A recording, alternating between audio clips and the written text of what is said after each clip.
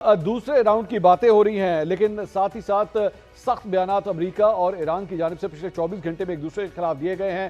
Donald Trump نے تو اعلان کر دیا کہ جے ڈی وینس جو ہیں وہ پاکستان لینڈ کر چکے ہیں، لیکن امریکہ کے حوالے سے تو کنفرمیشنز آ رہی ہیں، ایران کے حوالے سے ابھی بھی ڈاؤٹس موجود ہیں۔ آپ سمجھتے ہیں کہ اب مذاکرات کا یہ دوسرا راؤنڈ جو ہے وہ ممکن ہو پائے گا؟ دیکھیے، ایک حد تک تو پوسچرنگ ہے، لیکن پریزیڈنٹ ٹرمپ جو ہے انہوں نے میگا فون ڈپلومیسی شروع کی ہوئی ہے۔ مجھے جو تجربہ ڈپلومیسی کا ہے بالکل ہی مختلف ہے۔ میں نے تو انڈیا سے جب ڈیل کی تھی، اور وہ ہماری حکومت کے دور میں ہم نے کشمیر کا جو فریم ورک ہے انڈیا کے ساتھ، جس پہ ہماری اتنی جنگیں ہوئیں کشمیر ایشو پہ، اس پہ ہمارا فریم ورک تیار ہو گیا تھا، اور اس کی بیسک ریزن یہ تھی، انڈرسٹینڈنگ یہ تھی کہ باہر چیز نہیں نکلے گی، جو ہماری انڈرسٹینڈنگ ہے وہ آپس میں رہے گی، تاکہ ایک دوسرے کو امبیرس نہ کریں، نمبر 1۔ نمبر 2، ایک ہر بات کا اعتبار ہوتا تھا۔ اگر میں کچھ کہتا تھا یا میرا کاؤنٹر پارٹ انڈیا سے، تو ہمیں اعتبار ہوتا تھا۔ اگر اعتبار ہی نہ رہو کسی چیز کا، یہاں جو پرابلم آ گیا ہوا ہے ٹرسٹ ڈیفیسٹ کا ہے۔ 2 مرتبہ جب نیگوشیشنز ہو رہی تھیں، ایران پہ حملہ ہو گیا اسرائیل اور امریکہ کی طرف سے، اور ابھی بھی جب وہ پریزیڈنٹ ٹرمپ نے کہا ہے کہ وہ وائس پریزیڈنٹ کو اور 2 اور ممبرس کو بھیج رہے ہیں پاکستان ٹاکس کے لیے، تو ان کا جہاز قبضے میں لیا گیا ہے۔ حالانکہ جو ایرانین ہیں وہ کچھ اور کہانی بتا رہے ہیں، وہ کہہ رہے ہیں کہ ہاں کوشش کی تھی، ہم نے چھڑا لیا، بٹ دیٹ ڈزنٹ میٹر۔ کہ انہوں نے جو ایک ایفرٹ ہے، برنکمن شپ ہے کافی، امریکہ اس میں کر رہا ہے۔ یہ کیوں کر رہا ہے؟ یا تو یہ ہے کہ وہ ایکچولی تیاری کر رہے ہیں کہ جی اگر نہیں ہوگا تو ہم جنگ کریں گے، لیکن جنگ میں انہیں ملے گا کیا؟ کچھ بھی نہیں۔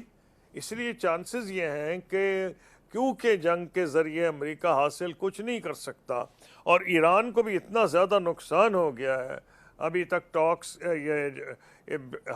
3000 لوگ شہید ہو گئے ہیں، کوئی 20,000 بلڈنگز تباہ ہو گئی، انفراسٹرکچر تباہ ہوا ہے۔ اس کا مطلب پریشر تو دونوں سائڈوں پہ ہے، لیکن دونوں کے مفاد میں ہے کہ وہ بات چیت کریں۔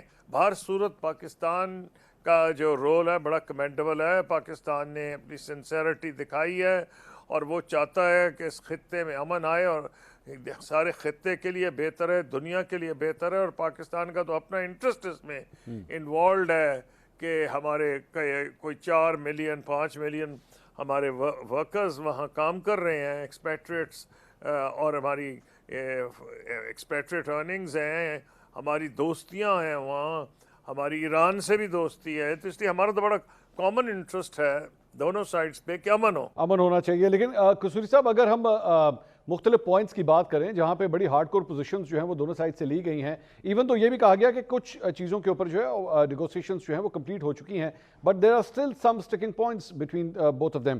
آپ سمجھتے ہیں کہ اس کے اوپر دونوں سائڈ سے اب کوئی لچک کا مظاہرہ کیا جا سکتا ہے؟ دیکھیے، نیوکلیئر ایشو کے اوپر اس لائن پہ تو ہو سکتا ہے کہ جو پریزیڈنٹ اوباما کے دور میں ہوا تھا اس سے کوئی سلائٹلی بہتر ہو جائے، کیونکہ اس میں شاید جو انریچمنٹ کی پرسنٹیج کم ہو جائے۔ وہ یہ بھی اگری کر سکتے ہیں، انہوں نے انڈیکیشن کی تھی، عمان کے فارن منسٹر نے بھی یہ کہا تھا کہ جی اگر ہم پروسیس مٹیریل کر بھی لیں، تو ہم اگر آپ کو خطرہ ہے کہ بام بنائیں گے، تو ہم وہ پروسیسڈ مٹیریل جو ہے وہ ہم کسی تھرڈ پارٹی کو دے دیں گے۔ ایک اور بھی فیکٹر ہے وہ ایرانیوں کے لیے کہ ایران میں انہوں نے جب سے پرانی لیڈرشپ شہید کی ہے، ان کے رہبر کو انہوں نے شہید کیا ہے، تو لیڈرشپ جو ہے بکھر گئی ہے۔ اب ایک لگ نہیں رہا کہ ایک وائس سے وہ بات کر رہی ہے، اور لگ یہ رہا ہے کہ کئی جو IRGC کے کمانڈرز ہیں، ان ادر ورڈز وہ بہت زیادہ پہلے سے پاورفل ہو گئے۔ تو اب اس لیے ایک تو یہ لوگ کہہ سکتے ہیں کہ جی پوسچرنگ ہے، گڈ کاپ بیڈ کاپ، اور دوسری چیز سچی بات بھی ہے، لگ یہ رہا ہے کہ جو IRGC کمانڈرز ہیں ان کی سخت بیان ہے، اور وہ ابھی نہیں تیار کہ امریکن ٹرمز کے اوپر بات چیت کرنے کے لیے۔ اس سارے معاملے میں جو مذاکرات دیکھے گئے خورشید صاحب، نہ وہ اقوام متحدہ میں ہوئے، نہ یورپی یونین، دنیا کے کسی اور ملک یا دارالحکومت کا انتخاب نہیں کیا گیا. پاکستان کا اور پاکستان کے دارالحکومت اسلام آباد کا انتخاب کیا گیا اور اب دوسرا راؤنڈ جو ہے وہ شروع ہونے کی بھی امید ہے. پاکستان کی جو سفارتی کامیابیاں ہیں، آپ خود بھی سابق وزیر خارجہ رہ چکے ہیں، کس طرح دیکھتے ہیں آپ انہیں؟ اس میں تو کوئی دو رائے ہے ہی نہیں جی. اور اس میں کوئی چاہے کسی پارٹی سے بندے کسی کا تعلق ہو، جب تک بڑا کوئی چھوٹا دل نہ ہو، بندہ یہ مانے گا کہ بڑی ایفرٹ ہو رہی ہے. Field marshal Asim Munir, prime minister اور فارن منسٹر تینوں جو ہیں، اب یہ فیلڈ مارشل صاحب جو ایران گئے تھے 3 دن کے لیے، it was a very difficult mission, کیونکہ جیسے ہم ابھی بات کر رہے تھے، انہوں نے پولیٹیکل لیڈرشپ کے علاوہ IRGC کی لیڈرشپ سے بھی بات چیت کی ہے. تو ان کی تو پوری اس میں کوشش رہی ہے. امید مجھے یہی ہے کہ یہ اس میں سے کچھ نہ کچھ انشاءاللہ جو خواہشات ہیں اور جو ہم یہ سمجھتے ہیں کہ اچیویبل ہے، اس پہ ایک پیج پہ شاید ایک حد تک آیا جا سکتا ہے. اسی لیے ایفرٹس ہو رہی ہے. اگر یہ سمجھتی ملٹری بھی، اور لاسٹ میٹنگ ہوئی ہے فیلڈ مارشل عاصم منیر کی، تو یہ شاید وہ نہ خبریں نکالی جاتی کہ اسلام آباد ریڈی ہے ویلکم کرنے کے لیے، اتنے سیکیورٹی کے انتظامات کیے جا رہے ہیں.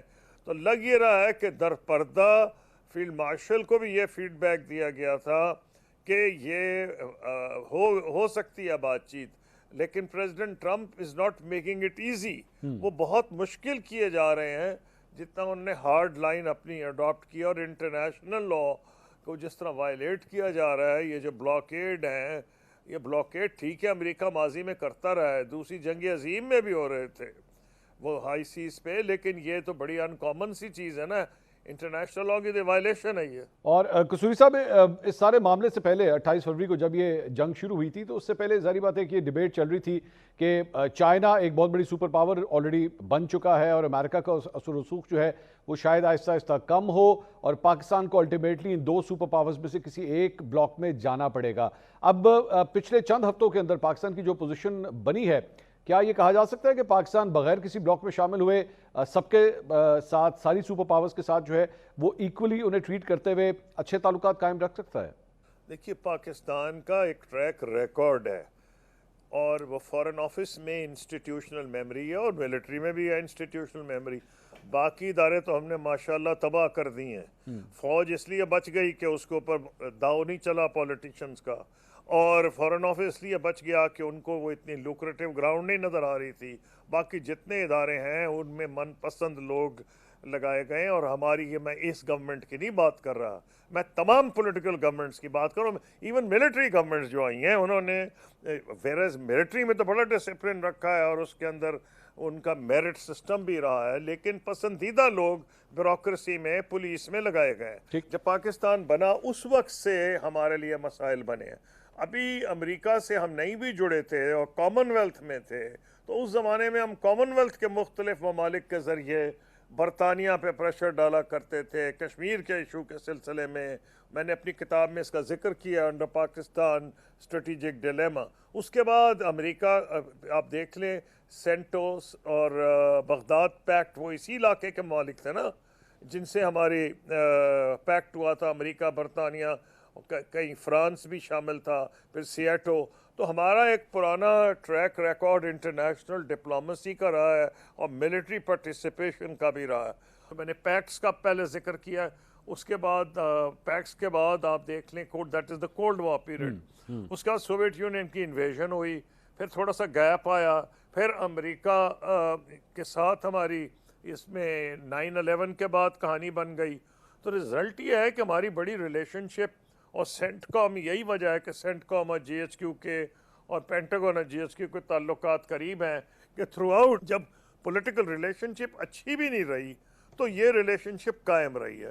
تو یہ ہمیں ایک تجربہ تھا، اور ہم نے ہینڈل کیا ہے امریکہ اور چین کو بیک وقت. جس طرح ہم نے سعودی عرب اور ایران سے بیک وقت اچھے تعلقات رکھے ہیں. تو یہ جو سچویشن پاکستان کی ہے کہ امریکہ، چین، سعودی عرب اور گلف کے ممالک ایک طرف، ایران، ٹرکی ہمارا پرانا RCD میں پارٹنر رہا ہے، اور پاکستان کے ساتھ اس کے خصوصی تعلقات رہے ہیں.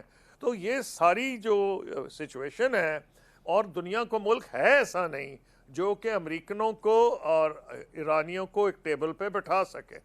اب یہ ہماری تو نیک نیتی پر یہ خواہش ہے, امید ہے کہ کامیاب ہوں گے, لیکن یہ ملک کو آپ نے مجھ سے سوال پوچھا تھا, یہ کوئی اور ملک ایسا ان کو اکٹھی ٹیبل پہ نہیں بٹھا سکتا. اس کے بعد جنیوا اکارڈز میں پاکستان کا بڑا رول تھا, ایک سپر پاور کی فوج کو ہم نے موقع دیا وہاں سے افغانستان سے نکلنے کا, پھر ہم نے مری اکارڈ کرایا, اس کے بعد دوحہ اکارڈ کرایا امریکہ کا, دوسری سپر پاور کی فوجیں وہاں سے نکلیں افغانستان سے. یہ دیکھیں یہ سارے معاملات کو اگر آپ دیکھ لیں تو اس سے دو چیزیں ثابت ہوں گی کہ ہماری ملٹری, ہمارا فارن آفس, یہ میں اس لیے لے رہا ہوں کہ حکومتیں آتی جاتی رہتی ہیں, پارٹیاں بدلتی رہتی ہیں, لیکن یہ میں انسٹیٹیوشنز کا اس لیے ذکر کر رہا ہوں کہ ان میں انسٹیٹیوشنل میموری ہے. This is what gives us the confidence to do what we are doing. میں قصوری صاحب ایک اور اینگل سے بھی بات کرنا چاہوں گا. آپ جب وزیر خارجہ تھے, پاکستان اور بھارت کے حوالے سے, پیس ٹاکس کے حوالے سے, پس پردہ مذاکرات کے حوالے سے بڑا ایک آپ کا اہم کردار رہا. آپ نے خاص طور پہ اس پہ پوری ایک کتاب بھی لکھی. اب انڈین میڈیا رپورٹ کر رہا ہے کہ ٹریک ٹو ڈپلومسی جو ہے وہ دونوں ملکوں کے درمیان تقریباً 1 سال ہونے لگا ہے پہلگام کو, اس کے بعد جو ہے اب اس وقت جاری ہے, اور شاید چند سیشنز جو ہیں وہ ہو بھی چکے ہیں. پاکستان کی جو حالیہ پوزیشن میں ایک تبدیلی ہے, انٹرنیشنل ریکگنیشن جو ہے, اس کے بعد آپ سمجھتے ہیں کہ بھارت کے ساتھ بھی کوئی جامع مذاکرات ہو سکتے ہیں یا مسائل حل ہو سکتے ہیں؟ دیکھیے ٹریک 2 اور چیز ہے, ٹریک 2 میں تو میں بھی انوالوڈ ہوں, میں ملتا ہوں Pakistani ministers, retired generals, retired diplomats, retired, ہم ملتے ہیں. آپ نے ٹریک 2 کی بات کی ہے, ہاں ٹریک 2 تو چل رہے ہیں, 3-4 جگہوں پہ چل رہے ہیں. وہ بینکاک میں چل رہے ہیں, بلکہ یہ صرف وہاں تو 2 چل رہے ہیں, ان تھائی لینڈ, پھر وہ ایک آدھ عمان میں بھی ہو جاتا ہے, لنڈن میں بھی ہو جاتا ہے.